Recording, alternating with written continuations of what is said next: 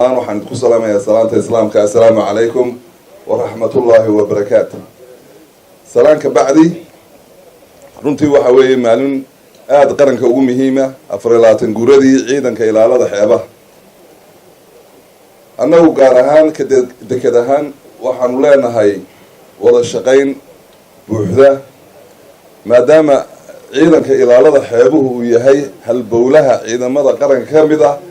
sababtoo ah dhuunta Somaliland ee aynu wada leenahay waxay noo soo maraan ciidanka ilaaliye weeyaan uma baahna faahfaahin badan oo kale qiimaha ay nagu leeyihiin waxa weeye waa dhuuntii Somaliland ciidanka ilaaliye ka ilaaliye cadowga xaaladda ay ku sugan yihiin iyo baddu waxa la oran jiray qofku markuu problem galo hebel bad buu galay badda nimanka ku jira habeen iyo maalin uma baahna sharaxaad badan oo kale runtii qiimaha ay qaranka ugu fadhiyaan waa la garanayaa intii kale dheeraadkeena Cabdishakuur baa yiri laakiin waxaan halkan hambalyo u dirayaa ciidanka ilaalada xeebaha iyo xaasaskooda dhammaantood waa maalin farxadeed guud ahaan qarankana waa farxad weyn waxa kale oo halkan mahad dheeraad uga jeedinaya madaxweynaha Jamhuuriyadda Somaliland oo runtii tacab badan iyo dhugmo dheeraad geliyay qalabeeyay u keenay doonyo badan oo ay badda ku galaan kuna gaala bixiyaan si ay cadowga Jamhuuriyadda Somaliland uga ilaaliyaan waan ku hambalyeynaya hay'adaha kale ee garab taagan sida EU Cup iyo hay'adii kale imika la sheegayba aad baan u hambalyeynaya waxaan mar labaad iyo mar saddexaad hambalyeynaya jaranka ciidanka ilaalada xeebaha oo runtii fiiro dheer siiyay ahmiyadda ay leedahay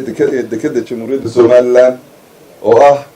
halbowlaha Somaliland ay ku naalooto wada ilaashato taasoo ay har iyo habeenba gaadh ka hayaan waxaan leeyahay hambaliyo runtii farxad weyn bay noo tahay iyo sharaf inaynu maanta halkan kaga qayb galno dabaaldega xuska 24aad ciidamada ilaalada xeebaha qaranka oo runtii cududoodii iyo awoodoodii soo bandhigay maanta markaati ka ahayn waxa kale oo runtii aad ugu mahadnaqaynaa hoggaanka cusub oo isbedel weyn oo la taaban karo ku keenay ciidamada oo xeradana markaati ka tahay maadaama maamulkii degmada nahay waxa kale oo farxad noo ah wada shaqaynta dhow ee aanu la leenahay ciidamada gaar ahaan qaybta berbera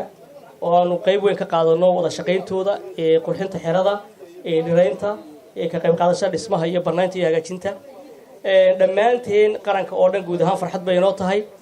muhiimadda ugu weyn waxa weeyaan inaanu mar kasta muujino cududeena aad iyo aad baan ciidanka u hambalyeynayna dhammaantood sharafna way noo tahay shaqada ay hayaan waxaan ka markaati ka ah xeebta dhererkeedu 850 ka yahay inta la eg inta aynu leenahay cidda lagu seexdo oo ilaalisa ciidamada ilaalada xeebaha aad iyo aad baa mahadsantihiin. Assalaamu calaykum waraxmatullaah.